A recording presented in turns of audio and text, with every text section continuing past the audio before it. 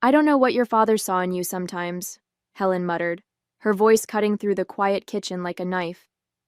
You can't even manage to clean up after yourself. I froze, the coffee cup in my hand hovering mid-air. The dishes in the sink weren't mine. I hadn't even eaten breakfast yet, but I swallowed the retort bubbling in my throat. Confrontation with Helen never ended well. My name is Julia, and I'm 25 years old. 6 months ago, my dad passed away unexpectedly, leaving me as the sole inheritor of everything he worked so hard for. I've been staying with Helen, his wife of 10 years, because, well, it seemed like the right thing to do. My dad adored her, and I wanted to keep some part of him alive. I'm an only child, and with my mom gone since I was 12, I thought we could grieve together. But Helen didn't want a grieving partner. She wanted control. At first, I chalked up her harsh comments to stress. Losing my dad had been hard on both of us. She had welcomed me into her home after the funeral, insisting it was what he would have wanted. But as the weeks turned into months, her true colors began to show. Little remarks about how I dressed, how I spent my time, even the books I read, became an almost daily occurrence. Your dad always thought you wasted too much time daydreaming, she'd say with a smirk. Or, no wonder you don't have a boyfriend. Who would want someone so disorganized? It wasn't just words, though. Small things started happening around the house. My favorite mug suddenly disappeared, only to show up later, shattered in the trash. The thermostat would be turned down to freezing, and Helen would claim she hadn't touched it. But I told myself it wasn't worth making a fuss. Helen had been my dad's wife for a decade. If he had loved her, there had to be good in her somewhere. Right? That morning, as Helen slammed a cabinet closed, muttering something under her breath, I started to wonder if I was wrong. The tension grew heavier as the day wore on. Helen seemed more agitated than usual, pacing the house and snapping at me over trivial things. I overheard her on the phone later, her voice low and clipped. I told you, we'll talk when she's gone, she hissed, before slamming the door to her room. My chest tightened. Was she talking about me? I shook off the thought, telling myself I was imagining things, but the unease lingered, a small voice in the back of my mind whispering that something wasn't right. Growing up, I was always the quiet one. After my mom passed away, my dad and I became a team, just the two of us against the world. He worked long hours to make sure I never went without, and I did my best to make him proud. I threw myself into my studies, stayed out of trouble, and never gave him a reason to worry. When he met Helen, I was 15. She seemed kind at first, always wearing a warm smile and laughing at my dad's jokes. It wasn't easy seeing him with someone new, but I wanted him to be happy. She brought a lightness to his life that he hadn't had since losing my mom, and that was enough for me. But things changed once they got married. Helen moved into our home, and I started noticing her subtle jabs, always cloaked in sweetness. "Oh, Julia, you're so smart, but don't you think you should try harder to make friends?" Or, "Your dad tells me you're very independent, but everyone needs a little polish." I let her comments roll off my back, thinking they didn't matter. Now, sitting in the house that was supposed to be my refuge, her words felt like knives. Everything my dad had worked for, this house, his investments, his business, was left to me after his death. It wasn't because he didn't care for Helen, he just wanted me to have security. He trusted her to be fair, to continue to love me as her own. I wanted to honor that trust, but Helen didn't seem to share the sentiment. Even before I moved in, she made it clear she wasn't happy with the arrangement. "It'll be an adjustment for both of us," she'd said with a tight smile. "But I know it's what your father would have wanted." Living here had been anything but an adjustment. It felt like a constant test. Helen controlled everything, the bills, the meals, even how the furniture was arranged. I offered to help, but my suggestions were always brushed aside. "You wouldn't understand the responsibilities of running a household," she'd say, her tone dripping with condescension. Still, I stayed, hoping things would get better. I told myself Helen was just grieving, that she was trying to cope in her own way. I ignored the late-night phone calls, the sharp remarks, the way she looked at me like I was a guest overstaying my welcome. But now, with my father gone, the family I had left seemed to be slipping further away. I was trying to hold on to the pieces, but it felt like Helen was intent on shattering them. The uneasy feeling from earlier returned. Helen's whispered phone call played in my mind like a broken record. "We'll talk when she's gone." Gone where? It started as a small suspicion, like a splinter lodged in my thoughts. Helen had always been sharp-tongued and controlling, but her recent behavior felt different, more deliberate, more sinister. The cryptic phone call I overheard earlier replayed in my mind as I sat at the dining table, pushing my dinner around my plate. "You're quiet tonight," Helen said, her voice unnervingly cheerful. She watched me closely, a smile that didn't reach her eyes plastered across her face. "Just tired," I mumbled, forcing a weak smile in return. Her gaze lingered for a moment longer before she turned her attention to her glass of wine. "Well, make sure you get plenty of rest. You've looked unwell lately." The comment hit me harder than it should have. She wasn't wrong. I had felt off these past few weeks. Fatigue, nausea, headaches. I had brushed it off as stress, but the timing nagged at me. The first symptoms had started not long after I moved in. That night, unable to shake the gnawing unease, I decided to check Helen's room. She had left for a late-night errand, so I had some time. I didn't like the idea of snooping, but something inside me screamed that I had to know. I started with her desk. Papers were neatly stacked, her handwriting meticulous. Bills, receipts, a few personal letters, nothing out of the ordinary. But then I noticed her laptop, left unlocked. Curiosity got the better of me. I opened her email and immediately felt my stomach drop. One email thread stood out, a conversation with someone named Paul. The subject line read, "Next steps." I clicked it, my hands trembling. "Paul. She's still there? I thought you'd have handled this by now." "Helen, I told you, these things take time. Stop rushing me. It has to be seamless." Paul. "We don't have time for seamless. The clock's ticking. Do what needs to be done." My blood ran cold. I stared at the screen, my heart pounding in my chest. Who was Paul? What were they planning? I kept scrolling, my breath hitching with every new message. The correspondence grew more explicit. References to the money, the estate, and chillingly, her out of the way. A wave of nausea hit me and I clutched the edge of the desk to steady myself. This wasn't just paranoia anymore. Helen and Paul were plotting against me. I shut the laptop and left her room, my mind racing. Every comment, every strange behavior suddenly clicked into place. Helen didn't just resent me, she wanted me gone. But I wasn't going anywhere. I went back to my room, locking the door behind me. As I stared at the faint glow of my phone, I knew what I had to do. Helen thought she was in control, but she underestimated me. This wasn't just her house. This was my life. And I was going to fight for it. The next morning, I woke up to the sound of clinking dishes downstairs. Helen was already up, humming an off-key tune as she moved around the kitchen. My stomach churned, not from hunger, but from the weight of what I'd uncovered the night before. I couldn't act impulsively. Whatever Helen and Paul were planning, they had already started putting it into motion. If I tipped my hand too soon, I might lose the chance to stop them. I sat on my bed scrolling through my phone. The emails I'd read were etched into my mind, but they weren't enough. I needed tangible proof, something undeniable to take to the authorities. Breakfast was tense. Helen served eggs and toast with her usual forced cheer. "You've got a busy day ahead, don't you?" she asked, watching me intently. I nodded, avoiding her gaze. My appetite was gone, but I forced myself to take a few bites. Helen seemed pleased, a small smile tugging at the corners of her mouth as she sipped her coffee. After breakfast, I made an excuse to leave the house. "I'm meeting Lila for coffee," I told Helen, grabbing my coat. Her expression faltered for a split second, her grip tightening on her mug. "Of course. Tell her I said hello.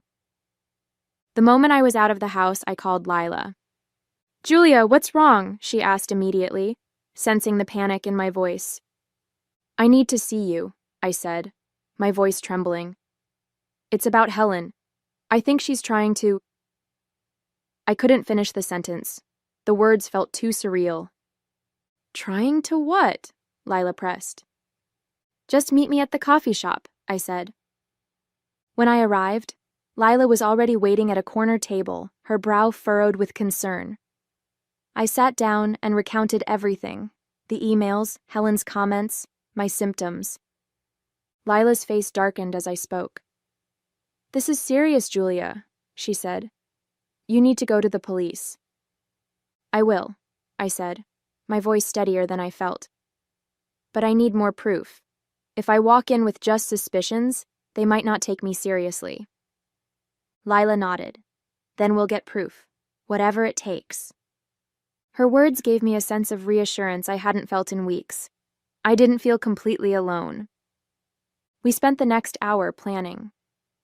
Lila suggested installing a small camera in the kitchen to monitor Helen's movements and recording any conversations we overheard. It felt invasive, but desperate times called for desperate measures. As I walked back home, my nerves were raw, but my resolve was stronger than ever.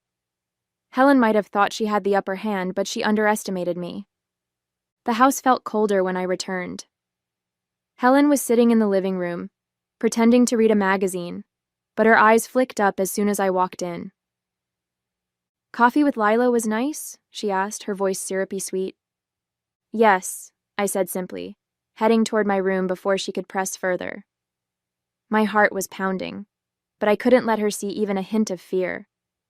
Once inside, I locked the door and pulled out the tiny camera Lila had given me.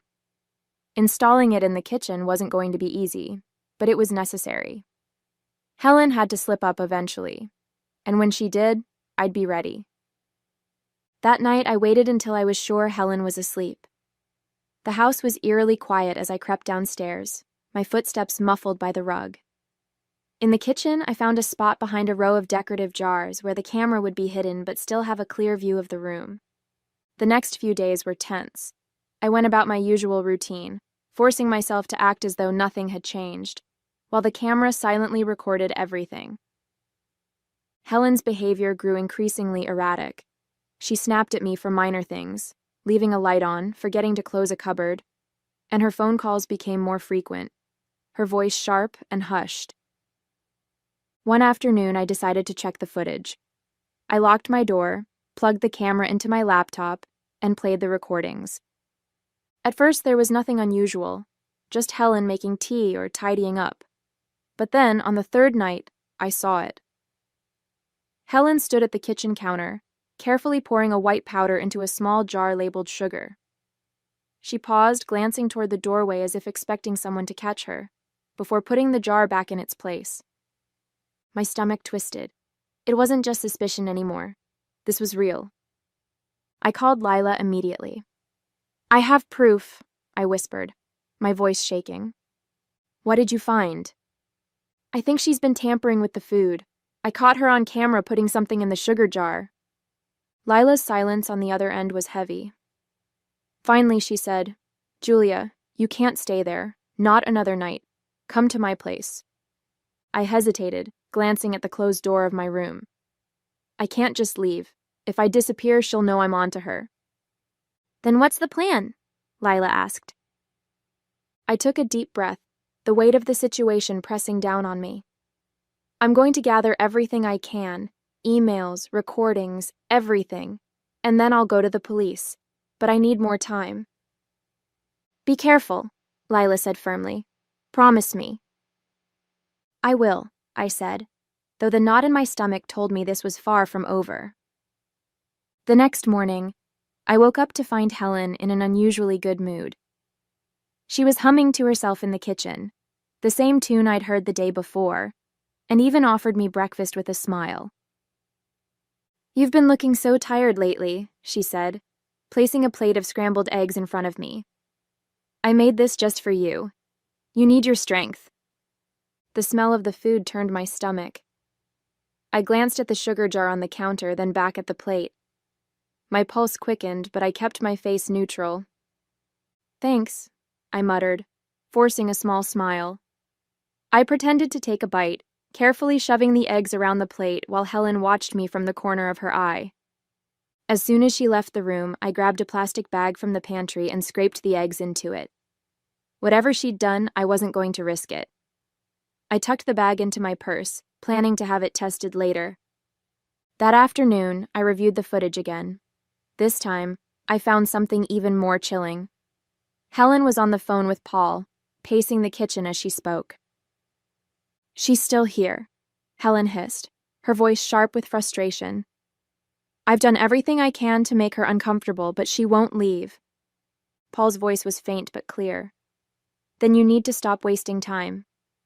The lawyer can't hold off forever, and the longer she's alive, the more complicated this gets." My breath caught.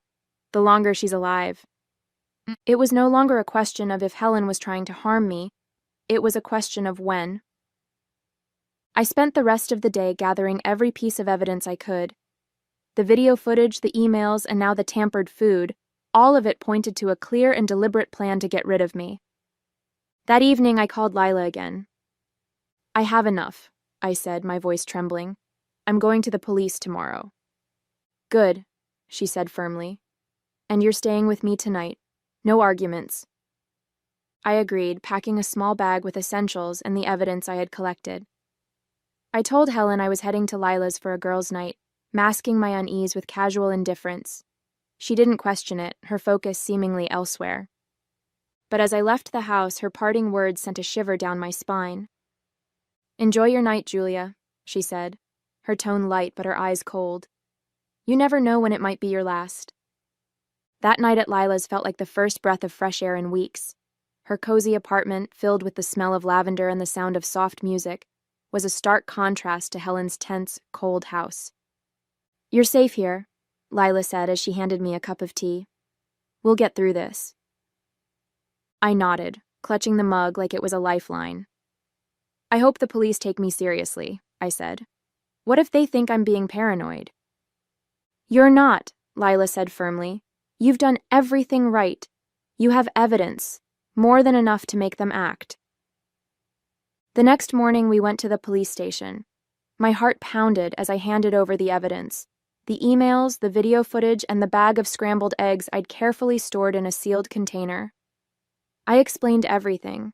Helen's behavior, the symptoms I'd been experiencing, the poison plot I'd uncovered. Detective Morales, a no-nonsense woman in her 40s, listened intently. She asked sharp, pointed questions, but there was no trace of doubt in her tone. "You've done well, Julia," she said after reviewing the materials. "This is serious, and we're going to treat it that way. I'll have the food tested for toxins, and we'll issue a warrant to search the house. If what you're saying checks out, Helen and her accomplice won't get away with this." I felt a glimmer of hope. Later that day, I received a call from Detective Morales. "You were right," she said. "The food tested positive for traces of a controlled substance, one that, in high enough doses, could have been fatal. We're moving forward with the search warrant. Stay put and keep your phone close. We'll update you as soon as we know more." The relief was overwhelming, but it was short-lived. That evening, while I was still at Lila's, Helen called me. "Julia," she said, her voice unnervingly calm, "I hope you're having a good time with your friend. I just wanted to let you know that I've decided to make some changes around here. Don't worry about coming back tonight. I've taken care of everything." My blood ran cold. What did she mean by taken care of everything? I immediately called Detective Morales to report the call. "She's nervous," Morales said. "She knows something's wrong, but she doesn't know how much you've uncovered. Stay where you are. We'll handle it." The next day, Morales called with an update. "We executed the warrant this morning," she said. "We found correspondence with her accomplice, Paul, that corroborates your story, along with evidence of financial tampering in your father's estate. Helen and Paul are both in custody now." I let out a breath I didn't realize I'd been holding. "So it's over?" "It's over," Morales confirmed. "And thanks to your quick thinking, you're safe." I hung up and sank into Lila's couch, the weight of weeks of fear finally lifting. Helen and Paul had tried to destroy me, but they underestimated my resolve. For the first time in what felt like forever, I felt free.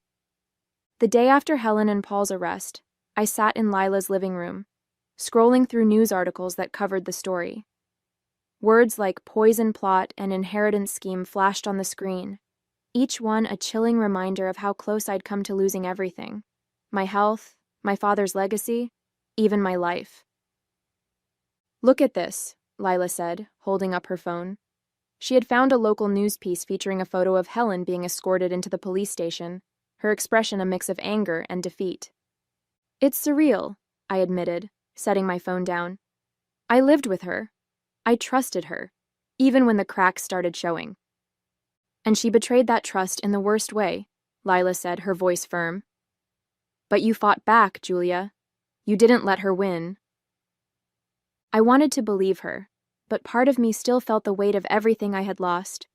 Not just my father, but also the illusion of family Helen had created. The woman my dad had loved and trusted had been a stranger all along. Later that afternoon, Detective Morales called with another update. "Julia, I thought you'd want to know," she said. "Paul has confessed. He admitted to orchestrating the entire scheme, from the poison to the forged financial documents. Helen's role was significant, but he was the one pulling the strings." "Does that mean she'll try to shift the blame onto him?" I asked. "It's possible," Morales said. "But with the evidence we've collected, they'll both face serious charges. You'll need to testify during the trial, but I don't see them walking away from this." I thanked her and hung up, feeling a strange mix of relief and exhaustion. Over the next few weeks, I began rebuilding my life. It wasn't easy. Returning to my dad's house felt like stepping into a battlefield, every corner filled with memories of Helen's manipulation. I hired a professional cleaning service to restore the space, removing anything that reminded me of her. The house started to feel like mine again, a place where I could breathe without fear. I also met with my lawyer to finalize the estate's legal matters. Helen and Paul had attempted to siphon funds from my father's accounts, but their paper trail was sloppy. Everything was being restored, and my lawyer assured me that my inheritance was secure. As the days turned into weeks, I found myself thinking less about Helen and Paul and more about what came next. For so long, my life had revolved around surviving their schemes. Now, I had the chance to focus on something new: my future. The day I testified against Helen and Paul, I walked into the courtroom with my head held high. It wasn't easy to face them again, Helen with her icy glare and Paul with his smug indifference, but I refused to let their presence shake me. The prosecutor guided me through my testimony, and I recounted everything: the emails, the footage, the poisoned food. With every word, I felt stronger, like I was reclaiming the power they had tried to steal from me. Helen avoided my gaze, but Paul smirked as I spoke, as though none of this mattered to him. Yet when the prosecutor laid out the evidence, even his confidence began to crumble. When it was over, I stepped out of the courtroom and into the crisp afternoon air. I felt light, as though the weight of their betrayal had finally lifted. Detective Morales approached me, a small smile on her face. "You did well, Julia. They'll be held accountable for what they did." I nodded, letting her words sink in. Justice wasn't just about punishment. It was about closure, about knowing I'd done everything I could to protect myself and honor my father's legacy. As I walked away from the courthouse, I knew I'd never let anyone take advantage of me again. A few weeks after the trial, I stood in my father's study, sunlight streaming through the windows. The room smelled faintly of old books and cedar, a comforting reminder of him. On the desk sat a framed photo of the two of us from my college graduation. I picked it up, running my fingers along the edge of the frame. "I did it, Dad," I whispered. "They're gone. They can't hurt us anymore." The house felt different now, lighter, safer. It wasn't just bricks and mortar anymore. It was mine. I felt at peace. I decided to honor my dad's memory by putting the house to good use. I reached out to local charities, offering to host small fundraisers and events in his name. He had always believed in giving back, and this felt like a way to keep his spirit alive. One evening, as I stood on the back porch watching the sunset, Lila joined me with 2 glasses of wine. "To new beginnings," she said, raising her glass. "To freedom," I replied, clinking mine against hers. As the sky faded into shades of orange and pink, I realized something profound. Helen and Paul had tried to break me, but in the process, they had only made me stronger. My future was mine to build, and I intended to make it count.